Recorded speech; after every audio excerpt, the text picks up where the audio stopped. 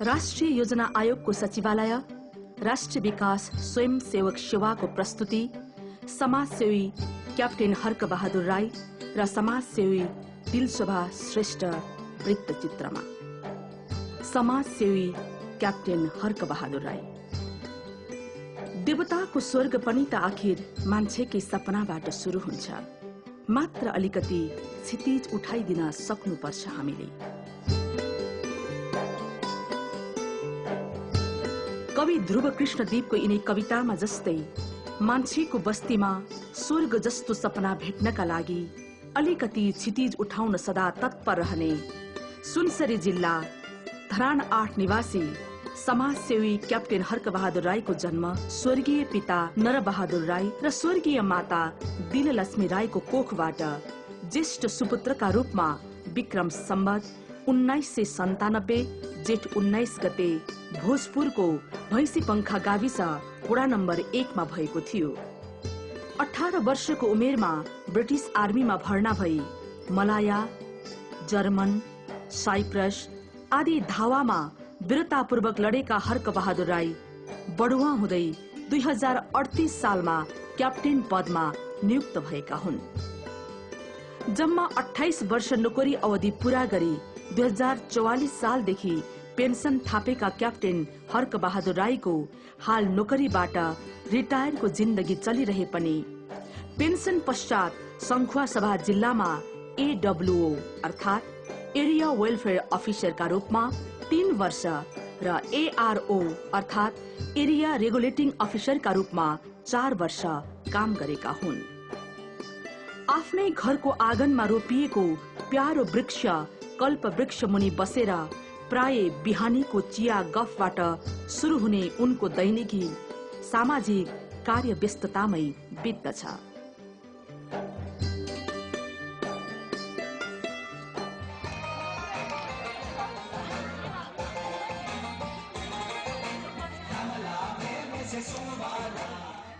दुई छोरा र एक छोरीका पिता क्याप्टेन हर्क बहादुर राई हाल श्रीमती मैया राई र भान्जी अञ्जना राईका साथमा बस्दै आएका छन्।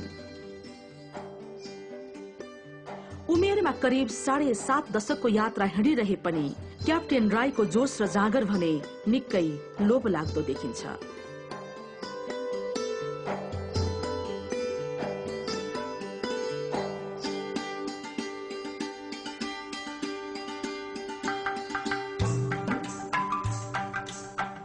उनी हर्क बहादुरको सबैभन्दा ठूलो योगदानको सृजना भन्नु नै धरान 8 मा अवस्थित 20 हेक्टर जमिनमा फैलिएको एलम्बर सामुदायिक वन हो। मूलतः उनकै परिकल्पना र प्रयासबाट विक्रम सम्वत 2055 सालमा आधिकारिक रूपमा स्थापित यो सामुदायिक वनमा सिसौ, सखुवा, सिनकौली, काँगियो, रुद्राक्ष, रिट्ठा, रक्तचन्दन, बाँस आदि जातका बिरुवा लगाइएका छन्। चोमालुङमा साकेला, सुम्निमा, पारुहाङ, बैकुण्ठ र साल्पा गरी 6 वटा नामले वनको 6 वटा खण्डलाई पुकारिने गरिन्छ।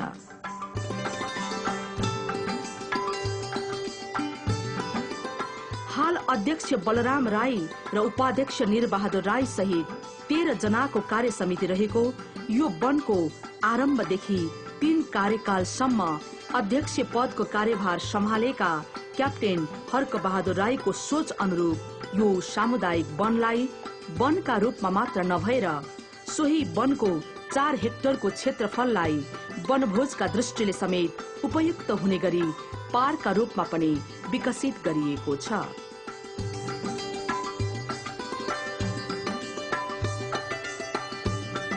यसरी यो वनको बाहिरी आय स्रोत नभए पनि आफ्नै आन्तरिक स्रोत जुटाई वन र पार्कको संरक्षण र सञ्चालन गरिएको छ। बाल बालिकाका लागि विशेष ध्यानमा राखेर चिडियाघर सहित बगैँचा र पार्कको निर्माण गरिएको यो एलम्बर सामुदायिक वन आज सिङ्गो धरानकै उदाहरणीय आकर्षण केन्द्र बनेको छ। क्याप्टेन हर्क बहादुर राईका सम्बन्धमा वनका वर्तमान कोषाध्यक्ष पुण्य बहादुर राईको विचार यस्तो रहेको छ। 2055 सालमा हाम्रो यो जंगल समुदाय वनमा दर्ता नहुँदासम्म उहाँहरूले आफ्नो व्यक्तिगत खर्च गरेर यो जङ्गल हाम्रो हर्कबहादुर साहब अनि त्यस बेलाका उहाँका कार्यकालको सचिव सबै कार्य समितिहरूले यस जङ्गललाई यहाँसम्म ल्याइपुर्याएको हामीले देखेको हो। यही यलम्बर वन समुदायलाई हेरेर अरू समुदायहरूले अहिले कतिको प्रगति गर्ने भन्ने त आफू हामी गएर नै प्रत्यक्ष देख्न सकिनेछ। यस जङ्गलले गणेश वन हरियाली पुरस्कार दूसरा पनि प्राप्त गर्यो। साथसाथमा अहिले यस जङ्गललाई दुईटै कुराले चिन्ने गर्दछ। एउटा चाहिँ आय स्रोत नभएको सदस्यहरूले उपभोक्त सदस्यहरूले आफ्नो लगनी गरेर सञ्चालन गरेको जङ्गल भनेर एउटा चिनिन्छ भने अर्को चाहिँ हरियाली पुरस्कार गणेश वन पुरस्कार प्राप्त गरेको जङ्गल हो भनेर यस जङ्गललाई चिन्ने गर्दछ। उहाँ अध्यक्ष हुँदाको र उहाँको कार्यकालको कार्यसमितिहरूले नै सुरु गरेर यहाँसम्म आइपुगेको हो र पछिका व्यक्तिहरूले नि गरेको छन्। तर उहाँहरूले सुरु गर्नु भनेको प्रशंसा मात्रै नगरेर हामीले आत्माबाट हामी धन्यवाद उहाँहरूलाई ज्ञापन गर्दै आएका छौँ।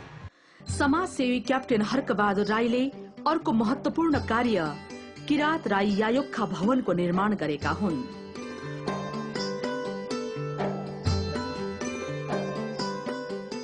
सो भवन निर्माण पूरा नहुन्जेल अध्यक्षको कार्यभार क्याप्टेन हर्कबहादुरले नै सम्हालेका हुन्। त्यही भवनमा उनकै पहलमा किरात संस्कृतिको संरक्षण र सम्वर्धन गर्ने हेतुले यलम्बर स्मृति संग्रहालय स्थापना गरिएको छ। यस संग्रहालयले विभिन्न सांस्कृतिक महत्वका वस्तुहरू संग्रहण गर्नुका अलावा साकेवा, साकेलासिली, ढुवाङकुम, तोसी जस्ता विभिन्न सांस्कृतिक प्रतियोगिता पनि आयोजना गर्ने गर्दछ। साथै बहुल भाषाको संरक्षण तथा युवाहरूका लागि विभिन्न व्यक्तित्व विकासका तालिमहरू पनि सञ्चालन गर्ने गरेको छ।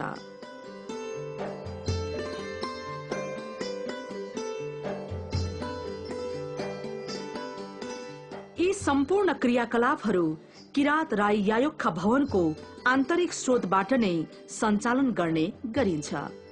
यसरी दूरदर्शी सोच सहित आत्मनिर्भर संस्थाका रूपमा उदाहरणीय कार्य गर्ने समाजसेवी क्याप्टेन हर्कबहादुर सबैका आदरणीय छन्।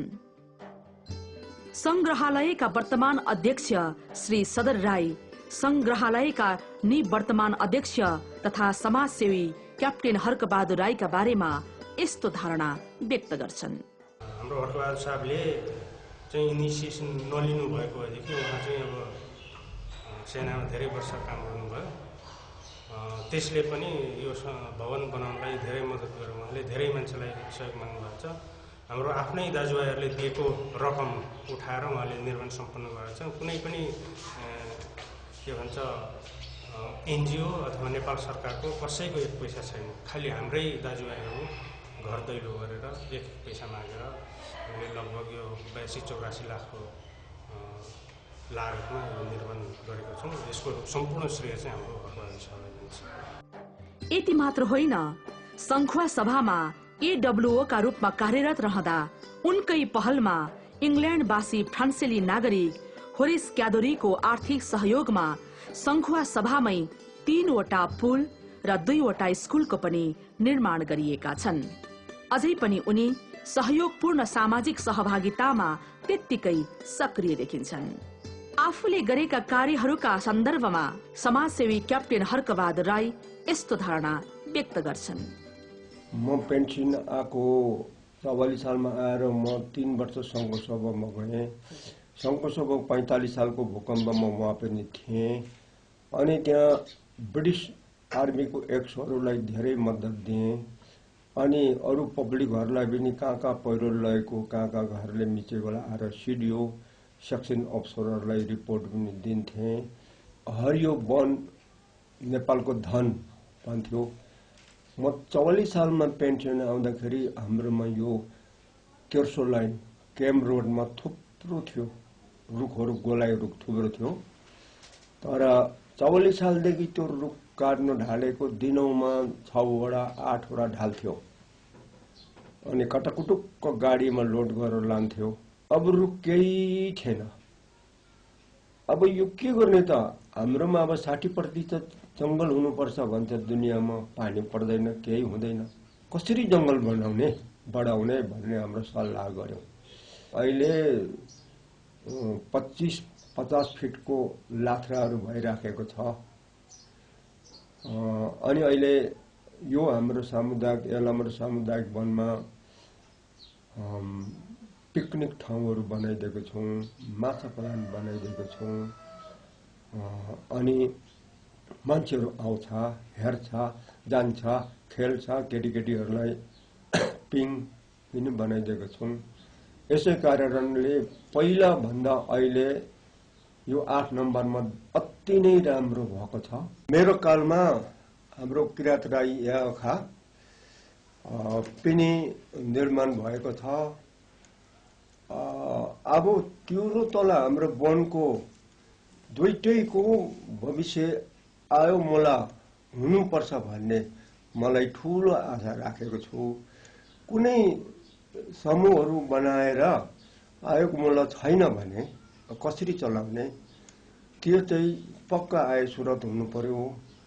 र मेरो शेखपछि पनि यो दुई ठाउँमा आयोग मूल्य होस्, रहिरहोस् भन्ने मलाई ठूलो आशा छ। अनि अरूहरूले पनि कुनै ठाउँमा यस्तै प्रकारको केही बनाउँछ भनेदेखि आयोग मूल्य चाहिँ रहनु पर्यो। यस्तो लाग्छ दिन प्रतिदिन मानवीय मूल्य हराउँदै गएका छन्। तर हराउँदै गएका मानवीय मूल्यहरूका बीच पनि उठ्दै गरेका सहयोगी हातहरू मध्ये हर्क बहादुरका एक जोडी ती सहयोगी हातहरूले कहिल्यै विश्राम नलिउन्। आखिर मानिस सबभन्दा बढी मानिस कहाँ नै पुग्न चाहन्छ। जसरी यो देशका पर्वतहरूबाट हिउँ पग्ली पग्लिकन हामी कहाँ आइपुग्छ।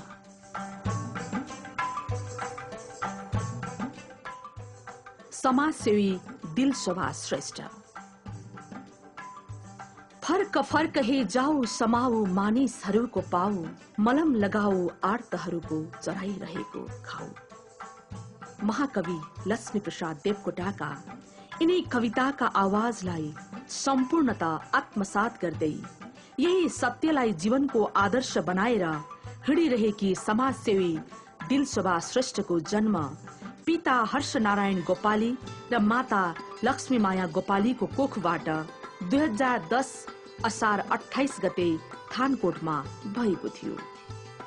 पारिवारिक रूपमा एक छोरीकी आमा दिलदार दिलशोभा श्रेष्ठ छोरी पाएकै कारण पतित्यक्ता बनेकी हुन्।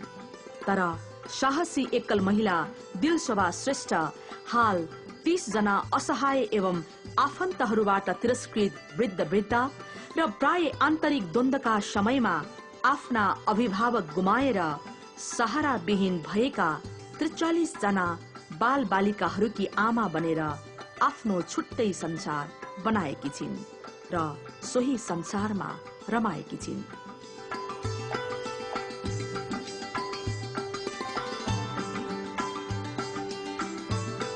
आफ्नो जन्म दिने आमा बुवाले बनाइदिएको काठमाडौँको रविभवनमा अवस्थित सानो घरलाई आमा घरका रूपमा 2054 सालदेखि नै प्रारम्भ गरिएको यो संसार 2056 सालदेखि आधिकारिक रूपमा वृद्धावस्था व्यवस्थापन तथा सामाजिक कल्याण गुठी अर्थात old age management social welfare ट्रस्टका रूपमा चलिरहेको छ। यद्यपि सबैका लागि आमा घर नाम नै प्रिय बन्दै गएको छ।